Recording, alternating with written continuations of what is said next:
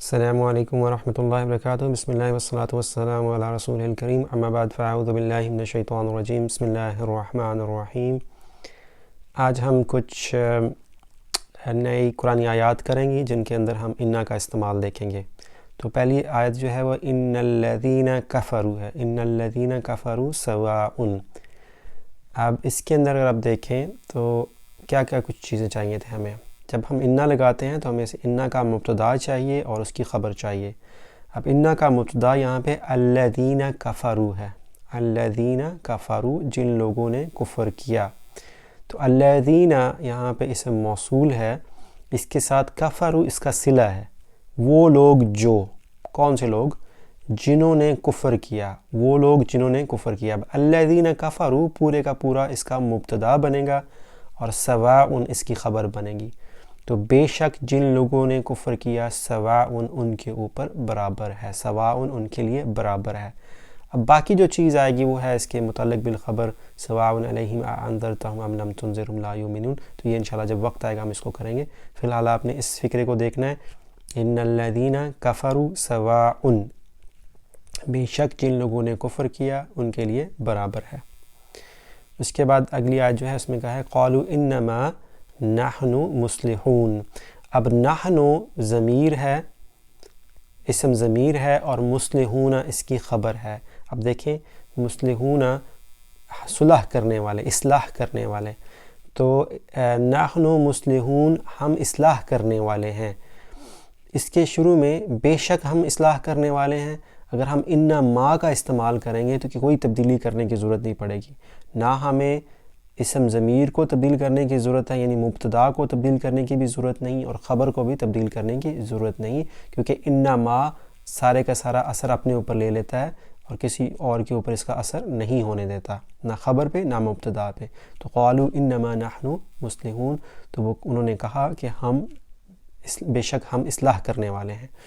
اس سے جو اگلی آیت ہے انہم ہم المفسدون۔ اب اس آیت کو ذرا غور سے دیکھیے گا، ہم نے ایک چیز پڑھی تھی کہ خبر کو معرفہ کیسے کرتے ہیں۔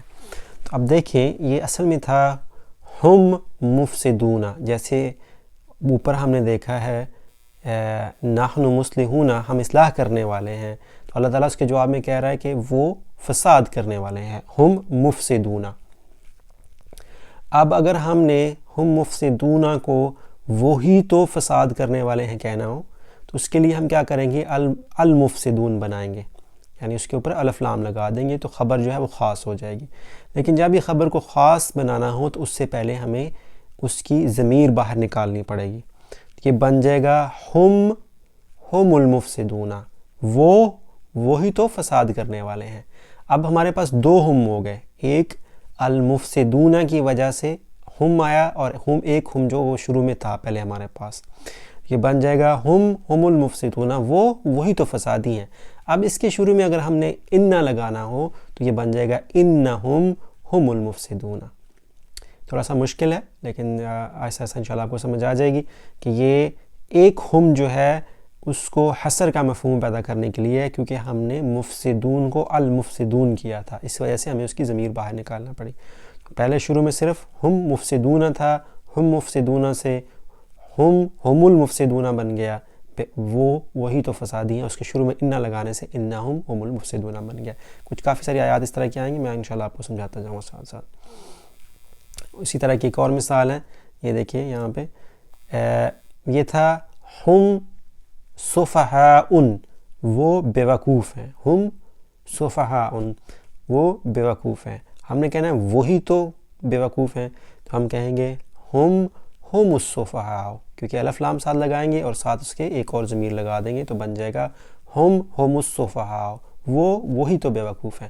اس کے شروع میں انا لگا دیا تو یہ بن گیا انہم ہم السفہاء، بے شک وہی تو بیوقوف ہیں۔ ٹھیک ہے، اس کے بعد اگلی آیت ہے،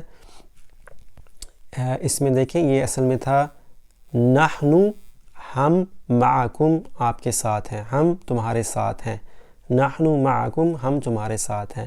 اس کے شروع میں ہم نے انا لگایا تو انا نا بن گیا، انا نا، کیونکہ ہمیں نحن کی حالت نصب چاہیے تھی، تو حالت نصب اس کی نا ہے۔ اب نا جب انا کے ساتھ جڑے گا تو یہ 2 دفعہ اس کے اوپر تشدید آ جائے گی، اور انا نا ہونا چاہیے لیکن اس کو مختصر کرنے کے لیے انا کہہ دیں گے، تو انا معکم. اس فکر کو سمجھ لیں کہ شروع میں کیسے تھا، نحن معکم، نحن کا شروع میں انا لگایا تو انا نا بن گیا یا انا بن گیا، انا معکم، بے شک ہم تمہارے ساتھ ہیں. تو اگلے سبق میں انشاءاللہ 5 اور آیات جو ہیں ان کو کریں گے. جزاکم اللہ خیر. السلام علیکم ورحمۃ